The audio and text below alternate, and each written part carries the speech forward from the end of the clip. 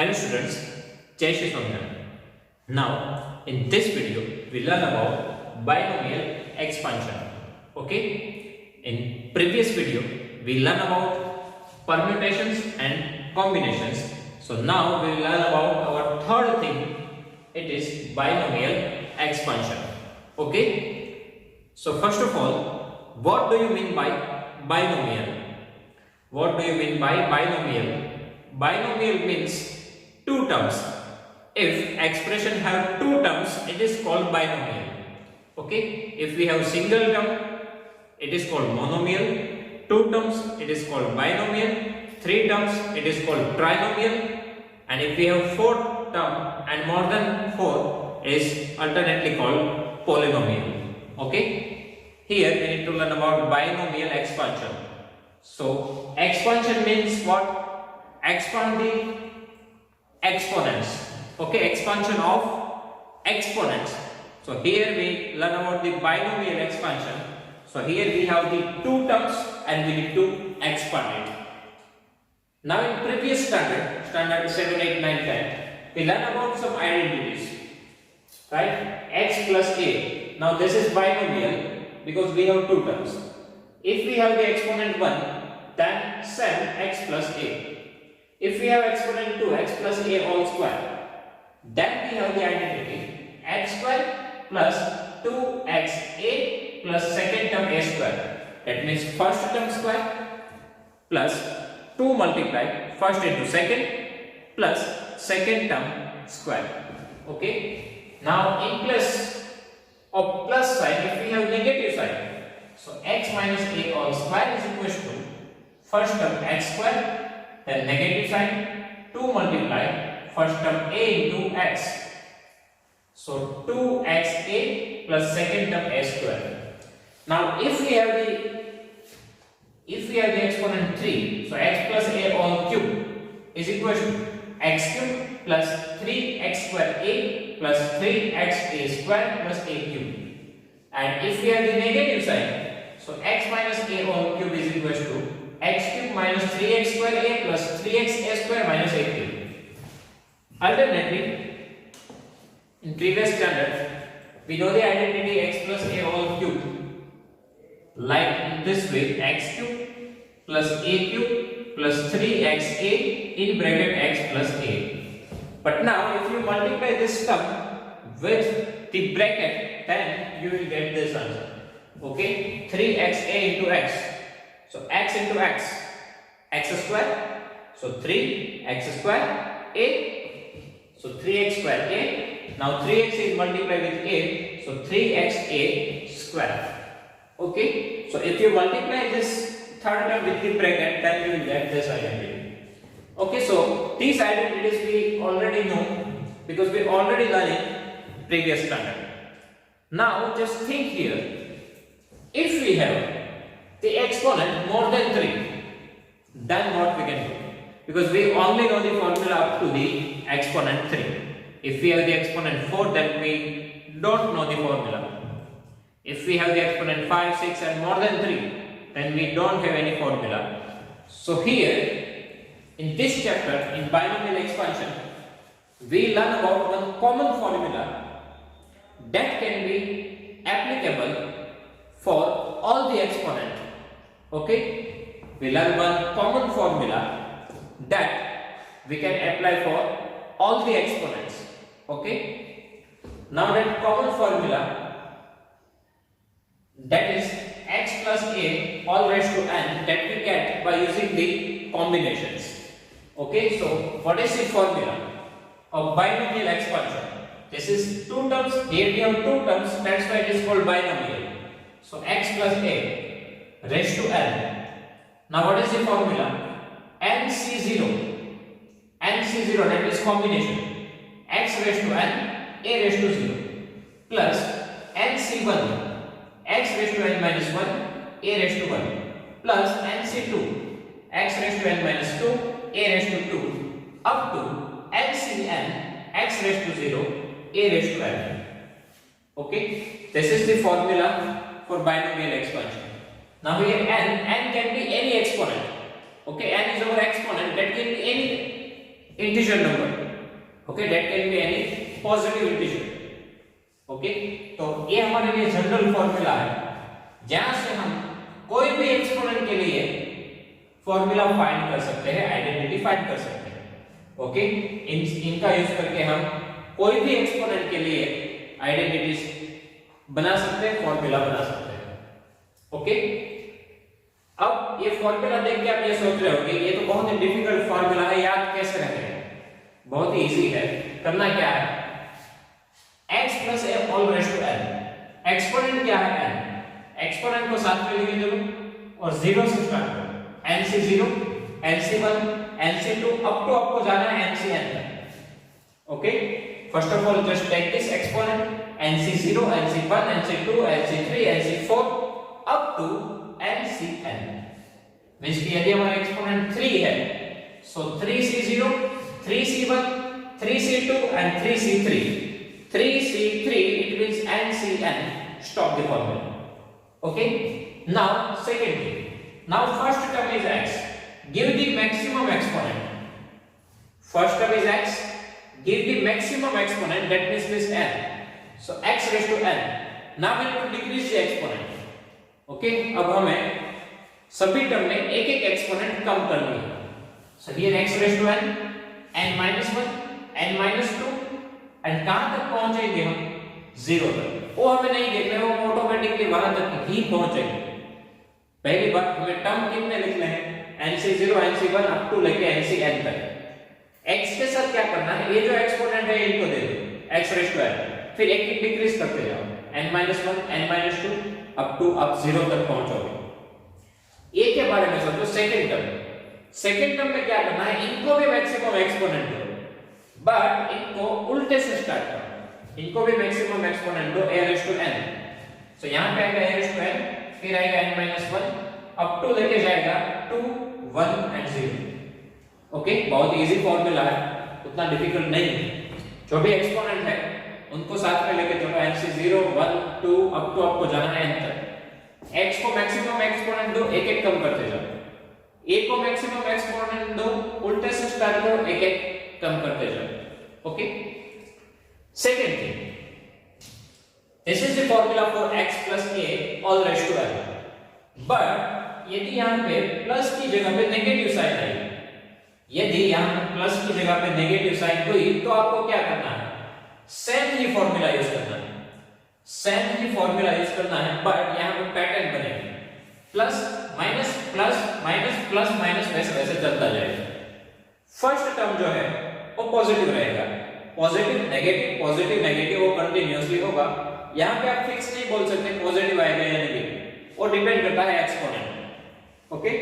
Start होगा positive negative जाएगा, यदि प्लस है तो सभी पॉजिटिव आएंगे, ओके। तो ये दो फॉर्मूला है, बहुत इजी फॉर्मूला है, इनका यूज करके हम कोई भी आइडेंटिटीज बना सकते हैं।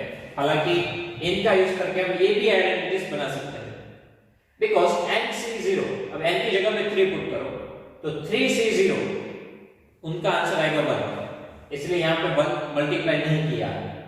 3 से 1 उसका आंसर आता है 3, वो यहां पे। 3 से 2 उसका भी आंसर 3 आता है, वो यहां पे।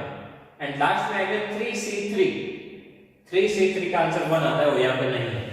अब x के बारे में सोचो, इसको मैक्सिमम एक्सपोनेंट दी गई है 3, देन x एक एक कम होती जाएगी, 3 है, then 2, then 1 और बिना x वाला, that means x raised to 0, x raised to 0 means what, 1। किसी की भी एक्सपोनेंट 0 उनका आंसर ऑलवेज 1 आता है, ये भी आपको याद रखना है, ओके। x raised to 0 उसका आंसर ऑलवेज 1 आता है। बहुत सारे स्टूडेंट यहाँ पे मिस्टेक करते हैं, वो 0 लिखते हैं आंसर, एक्सपोनेंट 0 उसका मीनिंग आंसर आएगा 1, 0 नहीं, okay. So x raised to 0 मतलब 1, तो वो टर्म यहां से निकल जाएगा। सेम आप a के बारे में सोचो, a को भी मैक्सिमम एक्सपोनेंट दो, a raised to 3, but last से स्टार्ट हुआ 3, 2, 1 और बिना a वाला। ऊपर पे एक कंडीशन यूज हुई थी, 2 है, सो 2 से 0 वो आता है 1, 2 से 1 वो आता है 2 एंड 2 से 2 वो अगेन आता है 1। एक बार ओके, n से n पे हमें खत्म करना है फॉर्मूला। नाउ x को मैक्सिमम दो, x raised to 2, फिर एक कम होगा और बिना x वाला। नाउ a को मैक्सिमम दो 2, a⁻1 और बिना a वाला। ओके, सो ये हमारे लिए जनरल फॉर्मूला है, इनका यूज करके हम कोई भी एक्सपेंशन फाइंड कर सकते हैं बाइनोमियल के लिए। ओके, नाउ अब इसमें बहुत सारे टर्म हैं। ओके, एक्सपेंशन में बहुत सारे टर्म होंगे। मान लो कि हमें कोई फिक्स टर्म फाइंड करना है, कोई ये बोल रहा है कि इनके एक्सपेंशन का थर्ड टर्म फाइंड करके दे, तो हमें क्या करना होगा कि ये पूरी प्रोसेस करनी होगी, वहां से हमें थर्ड टर्म फाइंड कर सकते हैं, राइट। तो वो बहुत ही लेंथी प्रोसेस हो जाएगी कि हम पूरा फॉर्मूला यूज करें, उसमें से थर्ड टर्म ढूंढे। सो उसके लिए हमारे पास एक बेसिक फॉर्मूला है कि r plus 1th term of x plus a⁻n, मतलब इस एक्सपेंशन का कोई भी एक फिक्स टर्म फाइंड करना है तो हम डायरेक्टली इस फॉर्मूला का यूज करके फाइंड कर सकते हैं, r plus 1th term of x plus a⁻n। So formula is tr plus 1, t for term, is equals to ncr x raised to n minus r a raised to r. Okay, t r plus 1 is equals to ncr x raised to n minus r into a raised to r. Here our x shows first term, x that means first term and a that means second term, and that is the exponent of this expansion. Now r की value कहां से मिलेगी, वो तो question में दी होगी। मतलब मान लो कि आपको फिफ्थ टर्म फाइंड करना है, कौन सा टर्म फाइंड करना है, फिफ्थ, तो आपको r की वैल्यू 4 पुट करनी है, क्योंकि 4 प्लस 1 होगी क्या होगा 5। मान लो कि कोई बोल रहा है कि 8th टर्म फाइंड करो, 8th टर्म, तो आपको r की वैल्यू पुट करनी है 7, क्योंकि 7 प्लस 1 होके क्या हो जाएगा 8। ओके, तो उस हिसाब से आपको टर्म फाइंड कर सकते हैं। Now one more thing, here Pascal's given triangle, it is called Pascal's triangle, and from that directly we can find the coefficients of expansion. Okay, by using the Pascal's triangle directly we can find the coefficient of the all the terms of this expansion. Now here coefficient means what? Constant number. Coefficient means what? Constant number which is connected with the term. So here coefficient is NC0, this is coefficient, NC1 coefficient, NC2 it is also coefficient. Now directly we can find the value of this NC0, NC1, NC2 without doing the calculation by using the Pascal's triangle. Now how? First of all, if we have exponent 1, 2, 3, 4, 5, 6. Okay, this is for the exponent 1, then 2, 3, 4, 5 and 6. So how we need to find the coefficient? So coefficient first of all start with 1, 1. सबसे पहले start करो 1, 1 से। Okay, अब क्या करना है, 1 continuously side में जाता जाएगा। सबसे पहले 1, अब यहाँ पे एडिशन होगा 1 प्लस 1 2 और 1 एज इट इज। मतलब हम ये समझ रहे हैं कि आगे कुछ नहीं है तो 0 है। सो 0 प्लस 1 1, 0 प्लस 1 1 एंड सेंटर में 1 प्लस 1 2। और ध्यान में ये भी रखना है कि हमें थोड़ा लाइन में एडजस्टमेंट करना है, मतलब इन दोनों के एडिशन का आंसर इन दोनों के बीच में आना चाहिए। ओके, और ये जो 1 है इनसे साइड में 1 से साइड में ना। यदि एक्सपोनेंट 3 हुई तो ये 1 है वो यहाँ पे है, 2 प्लस 1 3, 2 प्लस 1 3 एंड 1 है वो कंटिन्यू रहेगा। ओके, आंसर कहां पे लिखते हैं, दोनों के बीच में। तो फिर आपकी first and third line same आती जाएगी। Again 1, now 3 plus 1 4, 3 plus 3 6, 3 plus 1 4 and 1 as it is. Again here 1, 4 plus 1 5, 6 plus 4 10, 6 plus 4 10, 4 plus 1 5 and 1। For exponent C 6, 5 plus 1 6, 10 plus 5 15, 10 plus 10 20, 10 plus 5 15, 5 plus 1 6, 1 as it is. अब इनका use हम कैसे कर सकते हैं?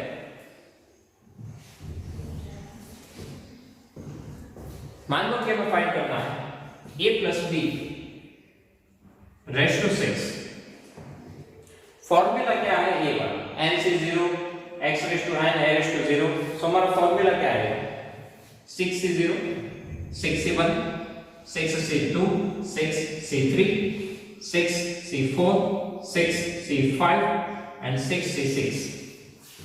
अब a उनको मैक्सिमम एक्सपोनेंट देंगे 6, 5, 4, 3, 2, 1 एंड बिना ये वाला. b मैक्सिमम एक्सपोनेंट 6, 5, 4, 3, 2, 1 एंड बिना b वाला बीच में पॉजिटिव. अब इनका एक्सपेंशन हमें फाइंड करना हो तो हमें क्या करना पड़ेगा, इन सब की वैल्यू फाइंड करनी पड़ेगी. 6 से 0 की, 6 से 1 की, 6 से 2, 6 से 3, उन सब की by using the combination formula. What is the formula? NCR is equal to n factorial, n minus r factorial and r factorial. तो सबसे पहले हम 6 से 0 फाइंड करेंगे, a फाइंड करेंगे, a और a. तो इसमें टाइम कंज्यूमिंग हो जाएगा, राइट, एनसीआर का आंसर फाइंड करने में. तो ये टाइम हमें यदि बचाना है तो ये कोएफिशिएंट्स हम डायरेक्टली लिख सकते हैं. अब इनका आंसर क्या होगा, इन सब का हम डायरेक्टली पता कर सकते हैं by using the Pascal's triangle. ये सभी कोएफिशिएंट्स हैं. ओके, इनकी वैल्यू हम कैसे डायरेक्ट पुट कर सकते हैं. यहां पे देखो एक्सपोनेंट 6, इनके लिए कोएफिशिएंट ये होंगे. सबसे पहले 1, 6, then 15, 20, then 15, then 6 and 1. तो इन सबको हमें कैलकुलेट नहीं करना पड़ेगा, डायरेक्टली हम फाइंड कर सकते हैं. यहाँ पे देखो क्या एक्सपोनेंट है, कोएफिशिएंट है 1 to 1, वही यहाँ पे यूज हुए हैं. एक्सपोनेंट 2 के लिए 1 2 1, 3 के लिए चेक करो 1 3 3 1, वही यहाँ पे यूज हुए हैं. एक्सपोनेंट 3 1 3 3 1. ओके, सो एक कोएफिशिएंट हम डायरेक्टली फाइंड कर सकते हैं by using Pascal's triangle. Okay, and if we want to find the sum of the coefficient, right, these are the coefficients. If we want to find the sum of coefficients, so directly we can find by using the formula 2 raised to n. Okay, directly we can find the sum of coefficients by using the formula 2 raised to n. Here exponent 1 2 3 4 5 6, so इनके coefficient का addition 1 plus 1 2, 2 raised to 1. Here 1 plus 2 3 plus 1 4, that means 2 raised to 2. 1 plus 3 4 plus 3 7 plus 1 8, 2 raised to 3 8. So directly we can find the addition 2 raised to n. So here for 4 2 raised to 4 16. For 5 2 raised to 5 32. For 6 2 raised to 6 64. Okay, MCQ और 1 1 marks की question ऐसे question हो सकते हैं कि सम of coefficient find करो exponent 11 के लिए. तो आपको क्या करना है, 2 raised to 11. Okay, so pascal triangles की क्या इंपॉर्टेंस है. एक तो डायरेक्टली हम कोएफिशिएंट फाइंड कर सकते हैं मींस के वैल्यू, और डायरेक्टली हम सम ऑफ कोएफिशिएंट भी फाइंड कर सकते हैं. ओके, बट इनका यूज हम तभी करेंगे जब हमारे एक्सपोनेंट बहुत स्मॉल हो, राइट. यदि एक्सपोनेंट 20 आई तो फिर इसको 20 तक खींचना वो एक लंबी प्रोसेस हो जाएगी. उससे अच्छा तो हम एनसीआर का यूज करेंगे. ओके, तो इनका यूज हम कब करेंगे, जब हमारे एक्सपोनेंट है वो बहुत कम होगी तब. Okay, now here some characteristics of binomial expansion we have. So first characteristic is number of terms in x plus a raised to n is equal to n plus 1. Okay, total number of terms in x plus a raised to n is equal to n plus 1. Why? Because if we look at the coefficients, then it starts with the 0 and say 0 1 2 3 up to n, means जो भी exponent है उनसे एक term ज्यादा आएगा. Okay, that means if exponent 5 है so total number of terms कितने होंगे 6. यदि टोटल एक्सपोनेंट 2 है तो टोटल टर्म्स कितने होंगे 3. एक्सपोनेंट 3 होगी तो टोटल टर्म्स कितने होंगे 4.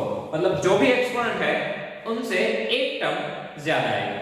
ठीक है, देन कोएफिशिएंट्स क्या होंगे, nc0 nc1 nc2 ncn. Okay, coefficients continuously क्या आएंगे, start with the nc0 nc1 nc2 up to ncn. Okay, now third characteristics, first term is x raised to n. In first term we have x raised to n, then continuously x की exponent क्या होगी, decrease होगी 1 1. Okay, starting होगा x raised to n से, फिर एक एक exponent कम होती जाएगी। सिमिलरली ए की जो एक्सपोनेंट है वो कंटिन्यूअसली एक एक इंक्रीज हो जाएगी। ओके, एक ए की जो एक्सपोनेंट है वो कंटिन्यूअसली 1 1 इंक्रीज होती जाएगी। सो x के एक्सपोनेंट डिक्रीज होती जाएगी, a की एक्सपोनेंट जो है वो इंक्रीज होती जाएगी। Okay, then sum of powers of x and a is equal to n। कोई भी टर्म में आप देखो x और a की जो एक्सपोनेंट है उनका एडिशन करोगे तो n ही आएगा। यहां पे n + 0 n -1 + 1 तो +1 -1 कैंसिल n, -2 + 2 कैंसिल, एडिशन आएगा n। तो अब कोई भी टर्म ले लो, एक्सपोनेंट x और a उन दोनों का एडिशन करोगे तो ऑलवेज n ही आएगा। Okay, and last one is coefficient of terms equidistant from the middle term और terms are equal. Okay, coefficient of terms equidistant from the middle term and terms are equal. It means पहले हमने pascal के triangle में coefficient देखे, right, उसमें था 1 3 3 1। अब centre यहां पे, अब इनके दोनों ही साइड पे कोएफिशिएंट सेम आएंगे, यहां पे 3 यहां पे 1 1। उसका भी नहीं है कोएफिशिएंट्स जो है कि जो मिडल टर्म से इक्वल डिस्टेंस पे हो उनकी वैल्यू इक्वल आती है। ओके, इसके बाद कौन सा था 1 4 6 4 1। यहां पे सेंटर पोजीशन पे 6, दोनों ही ओर देखो 4 4 1 1। इनके बाद था 1 5 10 10 5 1, राइट, एक्सपोनेंट 5 के लिए। यहां पे सेंटर पोजीशन से आप देखो तो 10 10 5 5 1 1, दोनों ही साइड के कोएफिशिएंट सेम रहते हैं। इनका रीजन क्या रहता है एग्जैक्टली, हमने फॉर्मूला देखा था कॉम्बिनेशन में NCR और NCn-R, इन दोनों के फॉर्मूला सेम होते हैं, सॉरी इन दोनों की वैल्यू सेम होती है। NCR = NCn-R। यही रीजन है कि मिड पॉइंट से आप दोनों ही ओर देखो तो वैल्यूज सेम आएगी। क्यों? मान लो कि हम एक एग्जांपल लेते हैं 4C0 4C1 4C2 4C3 4C4, ये सेंटर पोजीशन है। ओके, अब यहां पे आप देखो तो ये 4C1 NCR। अब NCn-R को मींस कि आपको 4 तो रखना ही है, C भी रखना है, बट यहां पे क्या लिखना है n-R 4 3 1। पता चल रहा है कि हम कौन सा फॉर्मूला यूज करें, NCn-R। मतलब क्या करना है, n लिखना है 4 n r की जगह पे क्या लिखना है n-R, मतलब इसमें से ये माइनस करना है। सो 4 3 1, तो ये क्या हो गया 4C1। इसी रीजन से इन दोनों के आंसर सेम होते हैं। यहां पे भी वही होगा कि आप 4 से 4 को कन्वर्ट करो इस फॉर्मूला से, सो 4 वो तो सेम ही आएगा, बट r की जगह पे n-R 4 4 0, तो इन दोनों के आंसर्स क्या हो जाएंगे सेम। ओके, सो कॉम्बिनेशन का जो एक रूल था NCR = NCn-R, उनकी वजह से मिड पॉइंट से आप दोनों ही ओर कोएफिशिएंट को देखोगे तो उनकी वैल्यू सेम आएगी। Okay, so students, here our theory part of this chapter is complete. If you have any doubt in this theory, please write down in comment section. I will give you the answer.